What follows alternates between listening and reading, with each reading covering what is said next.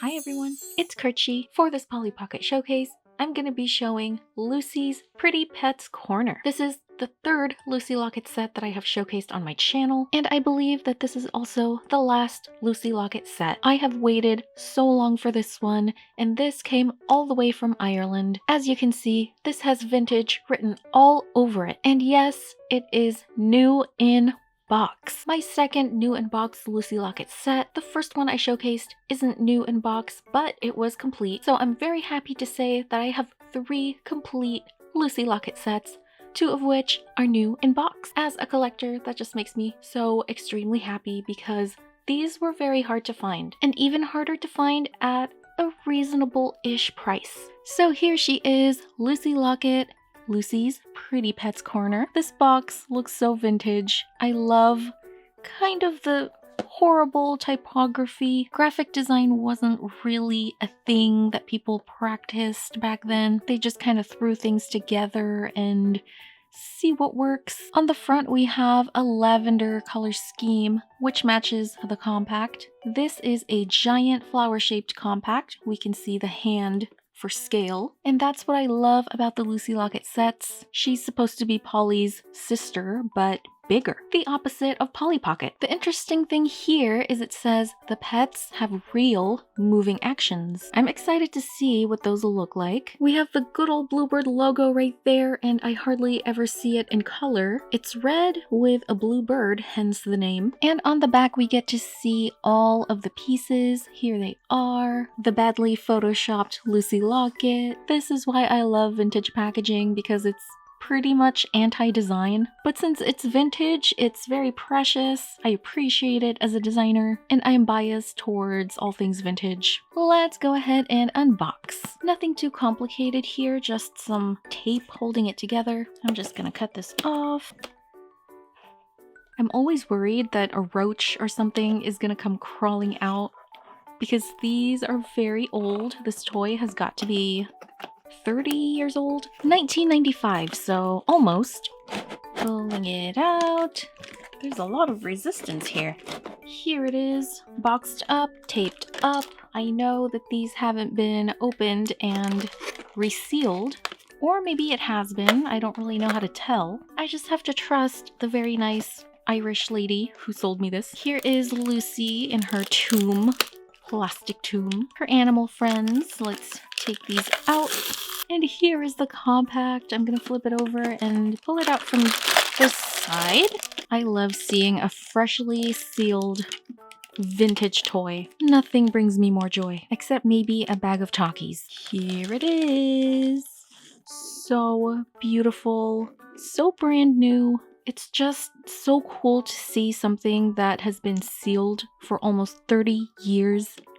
Untouched. Look at that logo. So fresh, so clean. And I really never thought I would own this set. I know I say that with a few of my sets, but as a collector, you wait months and months, even years. It's almost been 2 years for me since I started collecting. There are sets I have been eyeing since day one that I'm still not able to get. So when I finally get something like this that I never thought I would have, I am just overcome with so much joy and appreciation. So here is the beautiful pastel flower compact. The flower is lavender, and we have a sunshine yellow flower on the inside. The handle also has flowers on it, and on the back we have the Bluebird logo and the year, which is 1995. This is actually smaller than the Lucy Locket Dream Home, the one that came in that gigantic heart, and I think it might actually have the same volume as the cottage. I can't wait to see what's inside, so let's open it up.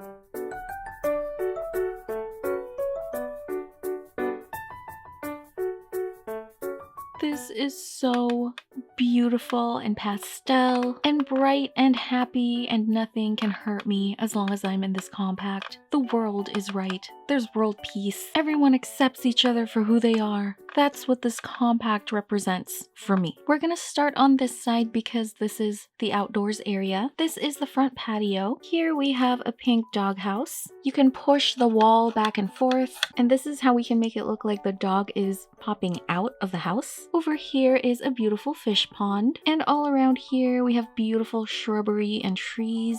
And on this side we have a picnic table. It looks like we have some cake, maybe cheesecake, and some tea. And here we have a little home for our rodents. They even have food on the floor. We have lettuce, cucumbers, and on the floor we have beautiful graphics. It looks like it's watercolor, which makes it look so dainty. It reminds me of that short TV show called Ambi and Dexter. There's also some dog toys on the ground. Here's a couple dog treats. We have this bright green tree stump that reminds me of the Lorax for some reason. And we have these stone steps that lead to the house. We can move this door back and forth depending on where we want to put it, but ideally it stays upright like this. And this door is the cutest door I've ever seen. If I had a door to my own cottage, it would look similar to this. There's vines going up, there's a brick texture here, a wooden texture on the door, and here's a flap so our animals can get in and out of the house. I also love doors with little windows like this. They just look so cute. And on the other side is the inside of the house. Here's a gigantic bed for Lucy,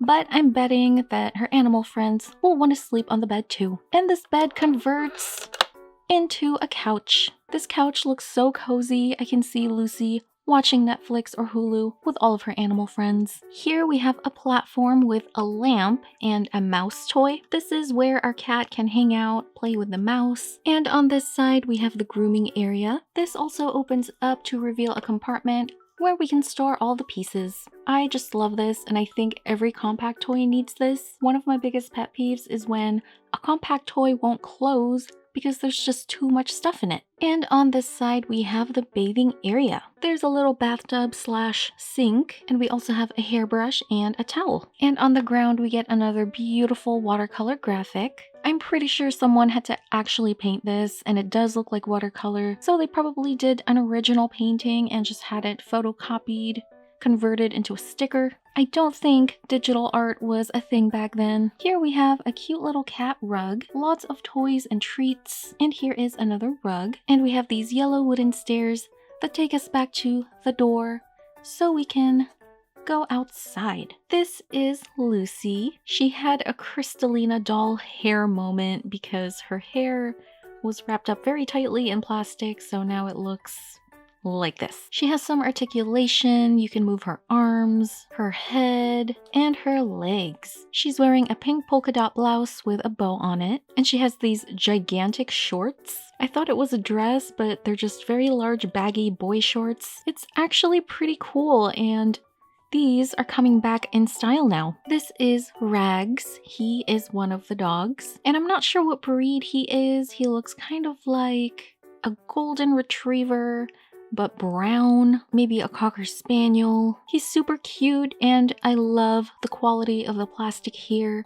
It's the old school, very shiny plastic, and I think I just accidentally articulated him. His legs move. That is super cool. So he can do several different positions. And this is Richie, the smaller dog. We can assume that he is the puppy. And his head bobs up and down. He also has his tongue sticking out. How cute. This is Mitzi, the bigger cat. I especially love her because when you move her paw, her head turns. That is so cute. And this is Smudge, the kitten. Smudge is such a cute name for a pet, and her head moves around. And our last animal is Tufty, the rabbit. No articulation on him. He just sits there like a rabbit would. Here are shoes for Lucy. So these are lavender. I'm gonna put them on her. There we go. And this is her comb. Let's see if we can do something about her hair. I thought I had those little rubber bands, but I guess not.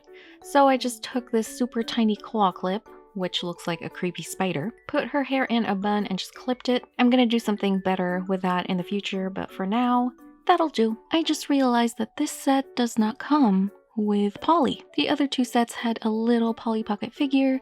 This one does not. We have a bunch of pet food here. These smaller ones are for the kitten and puppy, and these bigger ones are for the bigger dog and cat. We have this carton of milk, and I believe this is a can of dog food, and some carrots for Tufty. I love the detail on this. And here is a brush for the animals, and on the back there's a cute little paw print. And this material is made of foam, the same material that a beauty blender is made of. And here is a rolled up newspaper, a cozy pillow for the animals, and a dog bed. I just really love the design of this. I don't know why. I think it's because of this.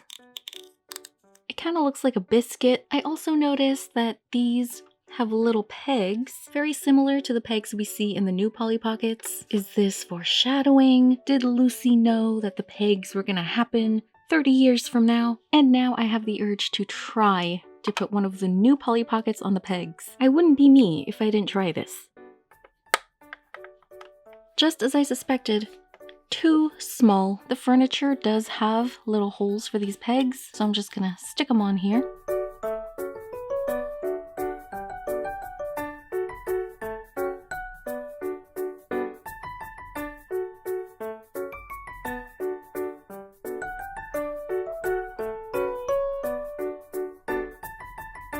That was the Lucy Locket Pretty Pets Corner. This is just as beautiful as the other two Lucy Locket sets. It does have significantly few pieces, but it is a smaller compact. And now that the trilogy is complete, I can sleep easy. Since Mattel now owns the Polly Pocket brand, I wonder if they also own Lucy Locket. If they do, and if you do watch this, Mattel, please reboot Lucy Locket. I think the compacts already look very similar to modern Polly Pockets, and like any collector, I would love to add more of these to my collection. Thank you for watching this vintage Polly Pocket showcase, and I'll see you on the next one.